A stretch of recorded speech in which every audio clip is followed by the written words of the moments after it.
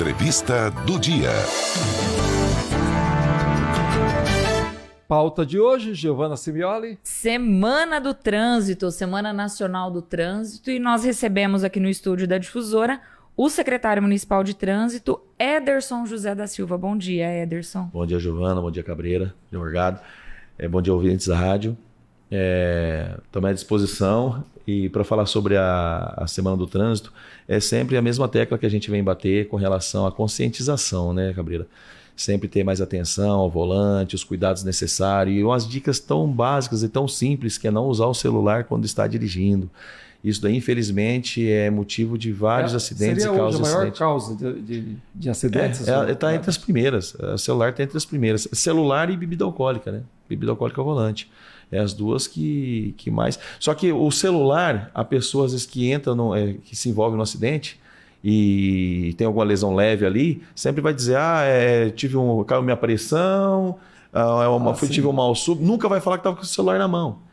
Então é difícil você comprovar que a pessoa estava no celular, mas você está vendo pessoas no celular constantemente pela cidade. As autuações que chegam para nós comprovam isso também. Tanto que é o maior volume de autuação. É uma década, né, que nós temos aí, o celular campeão de multas. É isso, justamente.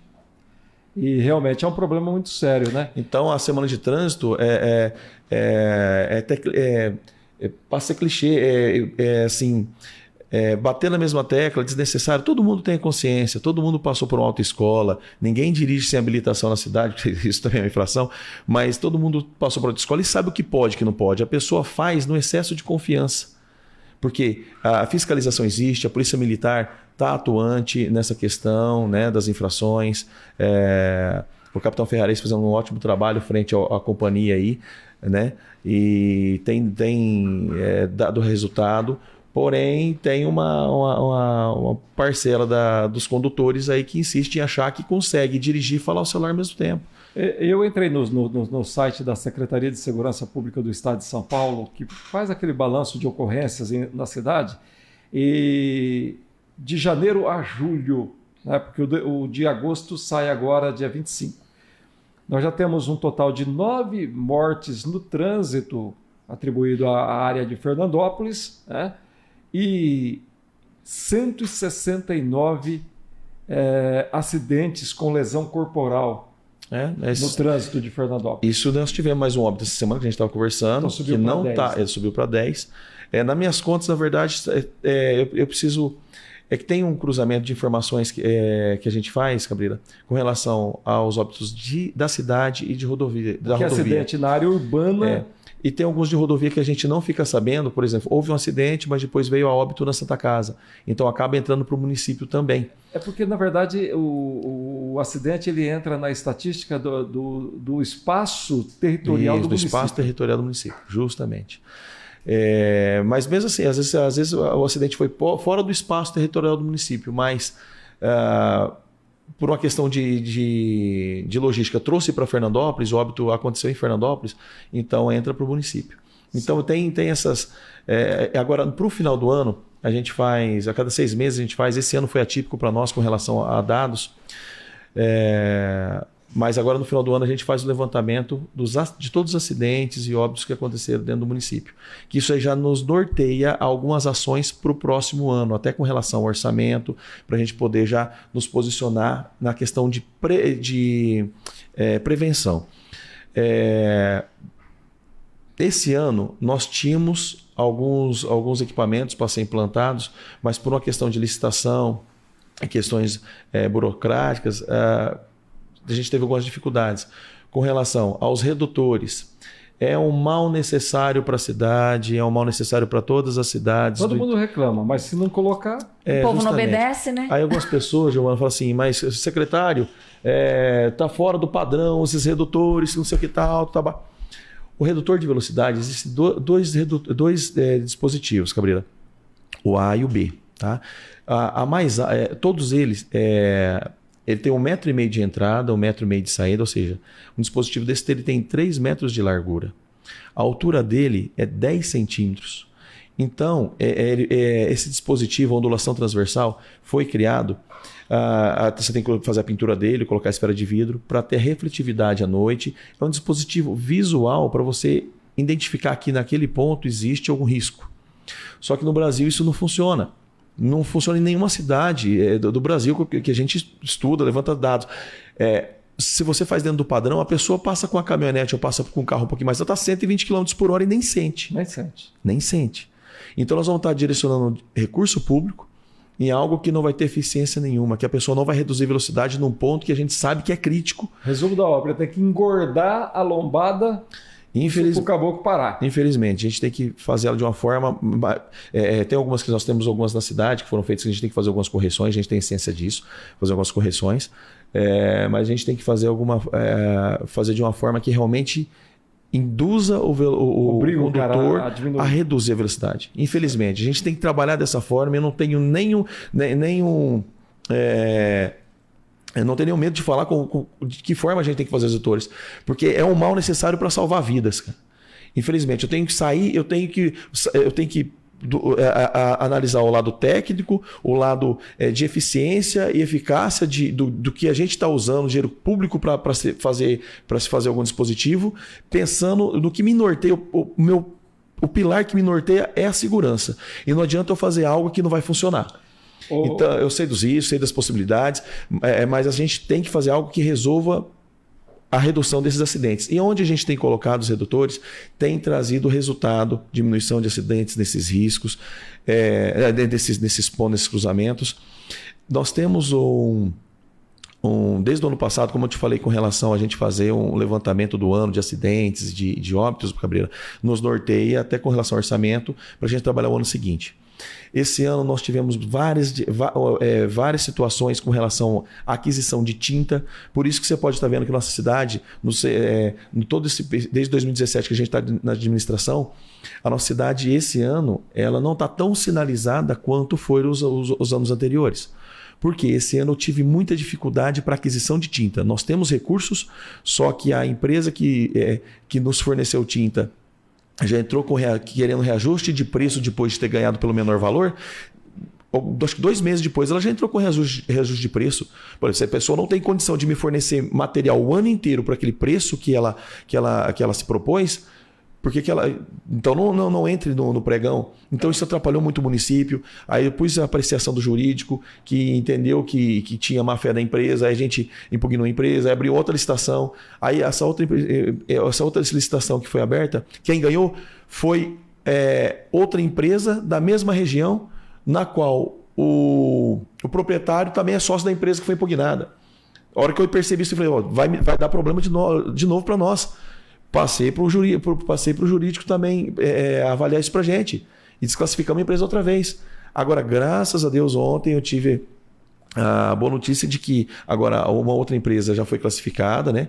E já até fizemos a solicitação desse material para a gente estar podendo deixar nossa cidade bem sinalizada. E esses acidentes, maioria das vezes, Cabreira, é reflexo de uma falta de sinalização adequada. A sinalização que nós estamos o tempo inteiro em cima, só que para a gente sinalizar, a gente tem que ter material. Para a gente ter que ter material, essas empresas têm que estar fornecendo para a gente com legalidade. Então, e se não há legalidade, não tem como eu comprar. Então, a gente teve essa dificuldade. E para o ano passado, para esse ano, a gente estava prevendo, a gente estava, através de um convênio do governo do estado, nós somos contemplados, na verdade, o ano passado para esse ano, com lombadas eletrônicas, que é o radar, mas é uma lombada que aparece a velocidade que você vai estar passando na via. Ele é muito bem sinalizado antes de você chegar nesses pontos e aparece a velocidade que você está passando. Ou seja, ninguém é pego de surpresa, tudo bem sinalizado e induz o condutor a passar realmente devagar nesses locais. Vamos ter essas lombadas? Vamos. Já foi licitado pelo governo do estado, isso o município não participa. É do Detran. É o Detran que está contemplando municípios que tem alguns índices de acidente significativo e o estado, o governo do estado, juntamente com o Detran, está beneficiando os municípios com lombofaixas, algumas que nós vamos ter aqui no município que já foram autorizadas. Quantas, ô secretário? Quantas? Quantas serão instaladas aqui em Fernandópolis? Lombadas eletrônicas? 5. Você já tem os locais? Mais Temos ou menos? pontos. Augusto Cavalim, na Baixada do Beira-Rio. Ali é... É essencial. E a lombada eletrônica vai obrigar o cara a reduzir mesmo a velocidade. Tem que reduzir. Né? Não Porque é onde... se passar 2 km acima, já vai Já é ser. multa. Isso, ela tem o percentual dela lá, né? Que você pode passar sim, mas ela tem o percentual de segurança, de variação. Augusto Cavalim nas 2 faixas? Não, na Augusto Cavalim é uma faixa. É uma faixa sentido norte. Isso. Sentido exposição. Isso, sentido exposição. Aí foi contemplada uma outra na Avenida Brasil. Lá na entrada da cidade. Isso, na entrada da cidade.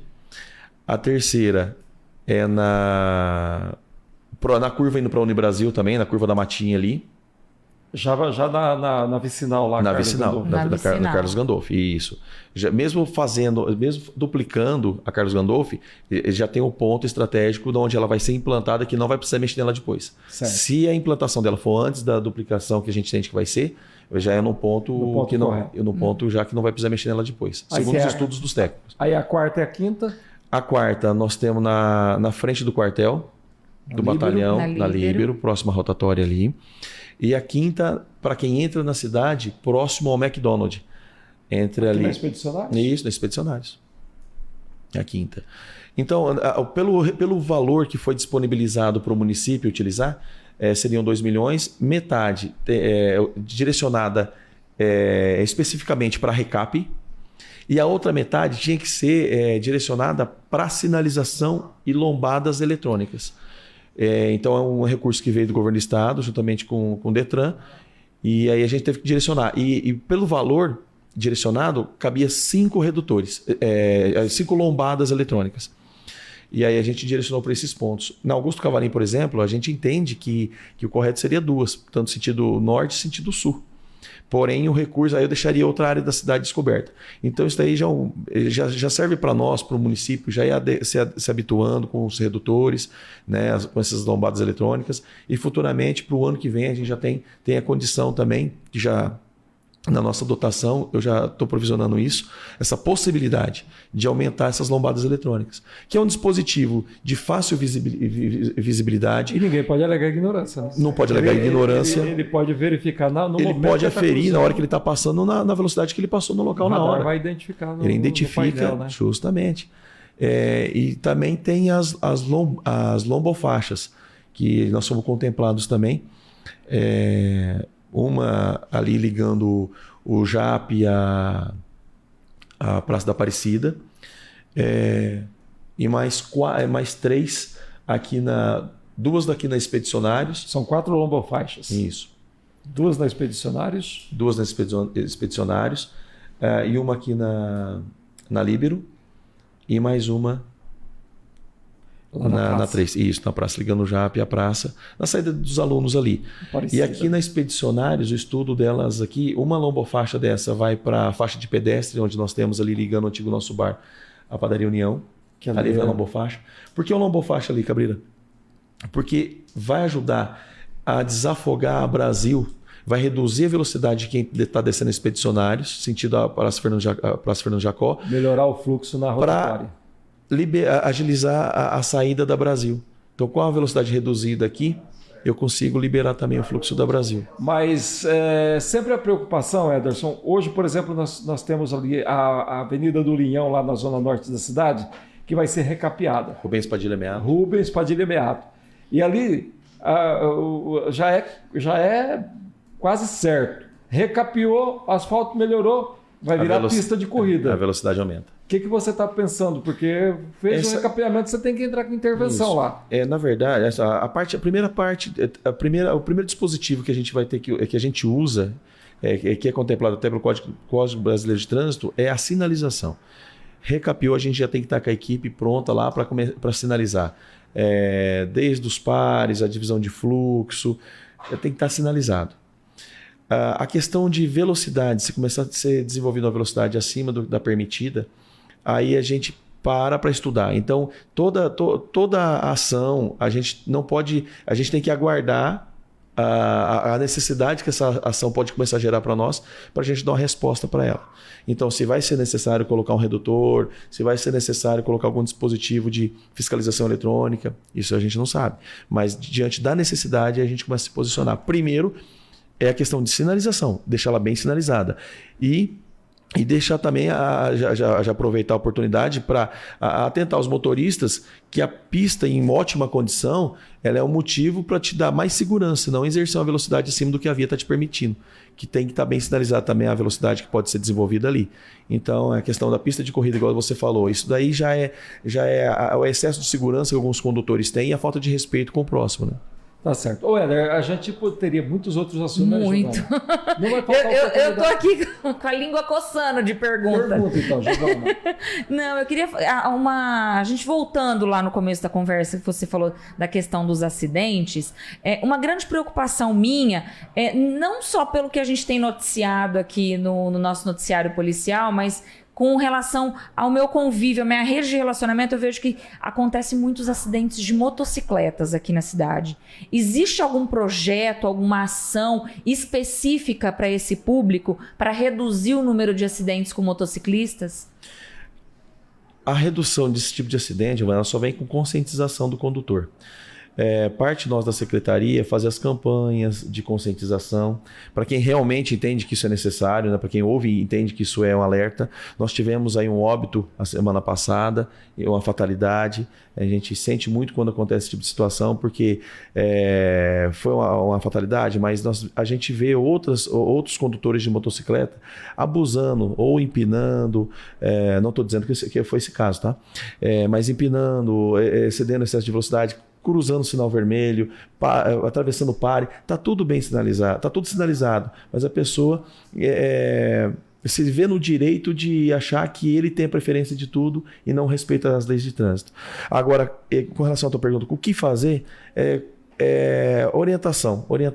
A gente tem que trabalhar com a questão de orientação. Esse ano foi atípico, como eu disse, para várias situações, mas para o ano que vem a gente tem várias ações, até com relação, eu tenho que ter uma equipe para estar trabalhando com essas ações, desde escola, na área central da cidade também, aos finais de semana, mas eu tenho que ter uma equipe para isso. Então a gente está providenciando isso para o ano que vem, a gente, pós-pandemia, a gente já ter condição de dar esse retorno, pelo menos com conscientização para essa classe de condutores. Perfeito. Falou, Ederson, obrigado por ter vindo ao programa. A gente vai voltar a falar mais porque você anunciou muitas novidades aqui, mas deve ter muitas outras para sair aí em projetos que vão ser colocados em prática. Obrigado. Sim, eu que agradeço, em nome do nosso prefeito, André Pessuto, e do Arthur. A gente agradece o espaço e estamos sempre à disposição.